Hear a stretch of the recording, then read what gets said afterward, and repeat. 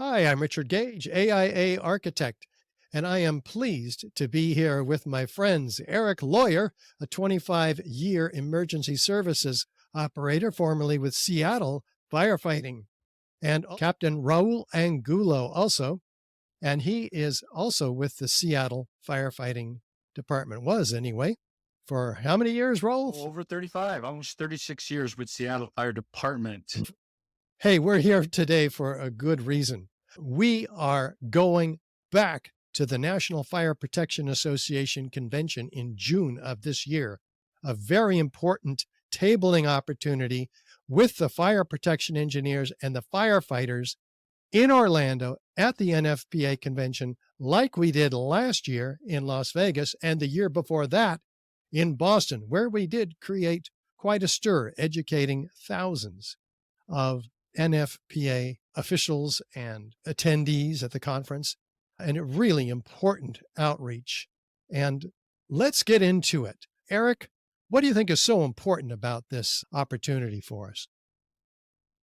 To me, the biggest thing is awareness, as we've seen at both the last conferences and the work we've been doing for more than 10 years with other organizations. Most firefighters today still don't even know about Building 7. So it's the first and only type 1 steel high rise that's collapsed due to normal office fires. And the fact that they don't know that is what's critical. So awareness is the most important thing. First, get it in front of them so they can start asking their own questions.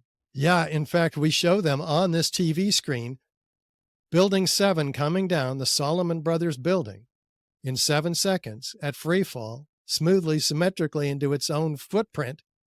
Raul, what is the reaction you got when you went to the conference in Boston? They were very curious and a lot of them were very intrigued. The video is compelling. It was compelling to me, and that's what really changed my perspective. And behind me, you can see the backdrop at the tabling opportunity that we have, which is a $4,000 expense. We're raising $6,800 in the next 2 months before we have to raise it in the next month. We can get our flight tickets, our other expenses, of which tabling at these conventions is numerous. Eric, you designed the backdrop here, and this is the card we hand out, right? What are we educating them about here? The building in the background is Solomon Brothers building, also known as World Trade Center 7. And it's showing the progressive collapse, what NIST has called the first time ever. It's a new phenomenon, apparently, fire-induced progressive collapse, meaning that a small amount of office fire can suddenly cause a complete collapse of the building. It goes first forward the sequencing, then the pile below that is the collapse after it happened, which it all came down to a neat pile right inside its own footprint. And then below those are other fires around the world that have happened, just a tremendous amount more of fire, like volume of fire. These buildings should have collapsed if any were going to, and none of these did. So the fact that something with such a small amount of fire collapsed spontaneously in less than 7 seconds is just ridiculous. And the ones below, they still standing today. And Raul, you wrote the book on how to fight fires in buildings. And there's a chapter on high rises. Tell us what the strategy is and why it should have changed as a result of the NIST report in 2008. I wrote a book, Engine Company Fireground Operations, right here. It is the newest textbook on the market regarding engine company operations on the fireground, and I have a high-rise chapter in there. And that's where all this information was brought to my attention. And I was challenged with having to explain from what I saw what happened at Building 7. And I had not seen those videos. So for me, it ended up being a dilemma of my work because the book that I wrote is published by Jones and Bartlett in conjunction with NFPA. The recent NFPA standard 1700, which is the structural guide for firefighting, mentions nothing about this high thermal induced sudden collapse of buildings. It's not in there. And the reason why that presents us with a problem for me as a writer for an NFPA book is that our strategy for fighting fires, first of all, is still to go inside the building.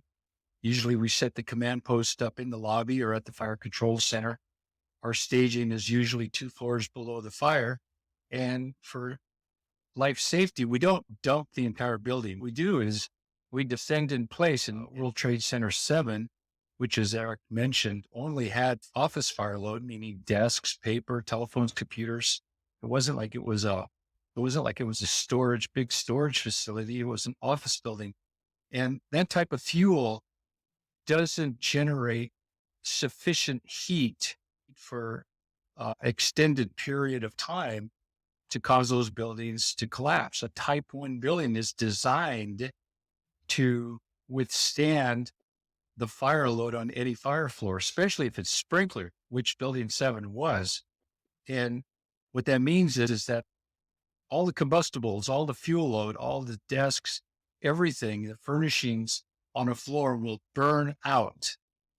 Just like if you had a bonfire, you loaded it up with wood and never put another log on the fire, it would burn with great intensity. And as the wood burns, the flame intensity diminishes until it goes out. And that's what these buildings are designed to do. If no fire intervention or no fire department intervention took place, they're designed to withstand the duration of that fuel burning out. So the NIST report concluded that Building 7 collapsed due to normal office fires. Why is that a problem for the attendees at the NFPA convention this June? It's, for me as an author of a textbook, I rely on these agencies to give us accurate information. For example, the UL NIST studies, experiments, UL Underwriter Laboratories, and NIST, which is the National Institute of Standards and Technology, they performed numerous experiments on modern fuels with modern construction.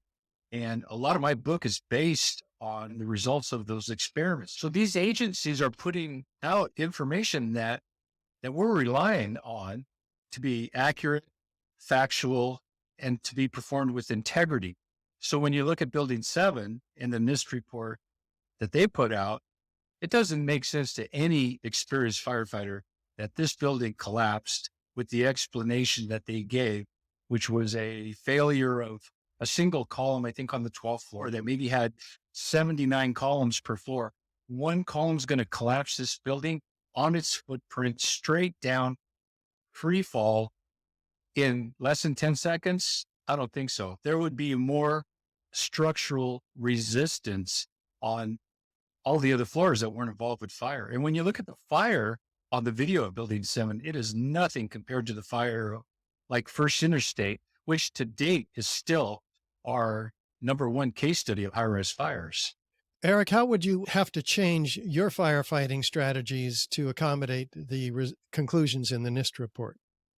If this was true, if it was actually true that a building could do that spontaneously without any warning, we shouldn't be going into these buildings.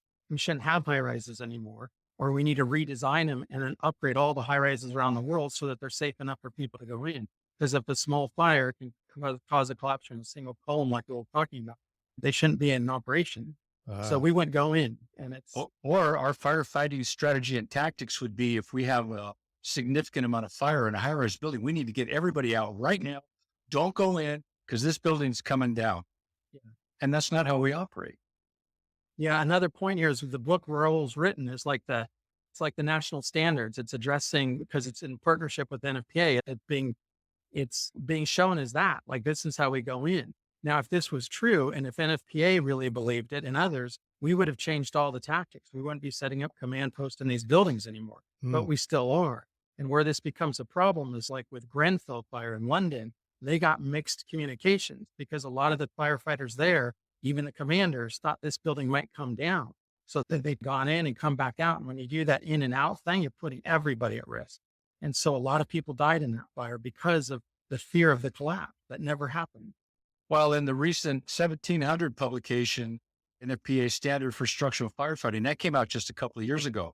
And there's no mention at all of NIST phenomenon of the spontaneous collapse. And in fact, in NFPA 1700, when it's talking about the rescue of occupants in high-rise buildings, they're reinforcing our traditional tactic of defend in place because they're relying on the integrity of the building. Guys, what are we asking of the NFPA. Last year and the year before, we talked to actual board members of the NFPA. What are we going to tell them this time? We should tell them that they need to reject the NIST narrative on Building 7. And the reason why is because as more people are becoming educated about it and becoming informed and aware, I think it really tarnishes the high level of professionalism of the NFPA to allow this narrative to go unchallenged. We have a set of impossibilities that we present to the attendees, and we've spoken to thousands of them so far. We have gotten about 600 of them to sign up on our email list to tune in to the conversation that we're encouraging between NIST and the NFPA. We're showing up for a third year in a row with solid evidence. There's two more things that I find really compelling. I tell people now that I'm more informed about Building 7, I said, if Building 7 by itself, okay, take Tower 1 and 2 out of it.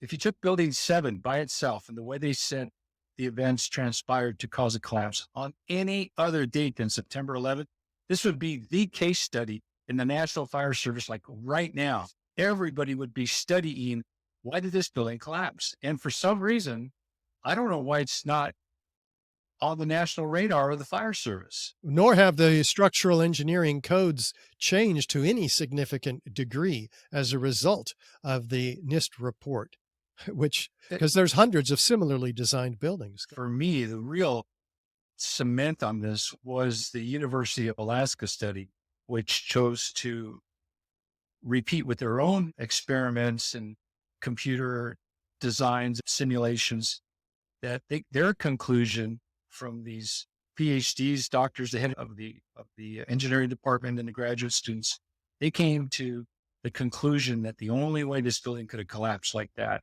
would be to remove all the supporting columns at lower level simultaneously to cause that type of collapse. And so I had no choice but to reject this narrative, and I don't believe it. I personally talked to hundreds of people and at the convention. These are fire protection engineers, firefighters, board members, firefighting organizations, and also the vendors who are manufacturing and providing sprinklers and so forth. And people come up to us and they go, I'm so glad you guys are here. I heard about your work. They've heard about the architects and engineers for 9/11 Truth. There's 3,600 of them signed on to the petition demanding a new investigation of all 3 skyscrapers.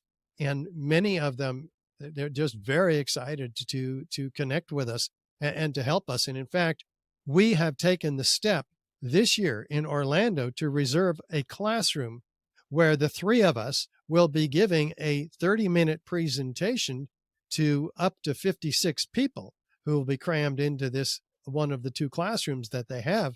And we're going to fill it, and we're going to tell them, Raul, what are we going to tell them? I think we need to present this evidence that we just finished speaking about and have them draw their own conclusions. It's going to be like firefighters. It's going to be captains, battalion chiefs, deputy chiefs that are making decisions to say, okay, here we go. If you show that video, it's compelling, because here's the reason why. People like Erik and I, we're the ones that are going to go into these buildings. It's not going to be the director of NIST or whoever's in charge of NIST. It's not going to be the president of NFPA. And we need to trust our leaders. We need to trust the information. We need to trust the training material. It's all about trust. And it's really the NFPA's integrity is on the line, because we depend on what they're telling us is true. Nobody wants to go in a building to die. I certainly don't, but I want to lead my crews in there with the knowledge that I have to say that it is reasonably safe and we can reasonably accomplish our mission successfully. This whole thing is about truth and integrity of the information and of the organizations that present it to the fire service. And what's your message, Erik? It comes down to decisions have to be made in split seconds on fire grounds. And if we can't trust the information, if we don't have the right information, we're not going to be able to make the right decision. And that's going to lead to more people getting hurt, more confusion, And it's a big risk to public safety, not only firefighters, but the public. More people are going to die. Yeah, exactly. We And can't play this game of ignoring the elephant in the room. Like Raul said, this would have been the most investigated building ever, yet it's not. Why isn't it now? Because people are afraid to look at it. And so it's the awareness helps it. When more of us are willing to look, then we're willing to stand up together. It's less of you're more of a team versus individuals trying to stand for something. And that's the message of PAPA, Protecting All Protectors Alliance.org, founded by Erik Lawyer right in front of us.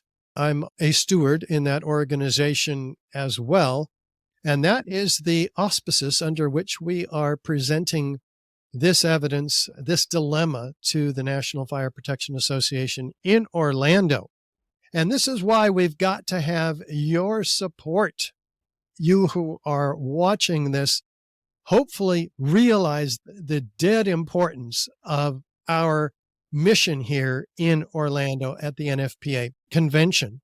This is the third time. We've been building up a set of acceptance and resistance and outrage, and it's going to the top levels of the NFPA. So we expect major breakthroughs this summer at the NFPA convention. We can't get there without your help, though. So $6,800 is the remaining sum. That covers the expenses, which are not insignificant in phase 2. Phase 1, we raised the funds for the tabling, the booth that we have. Phase 2, we have all of the other expenses, the flights, the additional expenses that need to be provided. So we're counting on you to see the importance of this 9/11 breakthrough in educating professionals in the field whose lives were lost on 9/11, whose lives are dependent on the truth that we have to bring and the education that we have to bear, particularly in the classroom, which is $1,000 expense all on its own. And with the printing of the cards that we will be handing out to everybody and the flyers for the classroom experience to remind them to show up at a certain day and a certain time, Wednesday, it all adds up. So please do your part. Don't sit on the opportunity to send PAPA, Protecting All Protectors Alliance, to Orlando. We're depending on you personally. Erik and Raul, final thoughts. Yeah, my final thought is you can't look at this by saying September 11th was over 20 years ago. What's the point? The information that we put out has to be accurate, has to be up to date, has to be factual in order to protect firefighters and first responders who are ultimately charged with the public safety of our citizens. Thank you. Erik? Yeah, to me, it's we, the people, have to stand up. This is clear.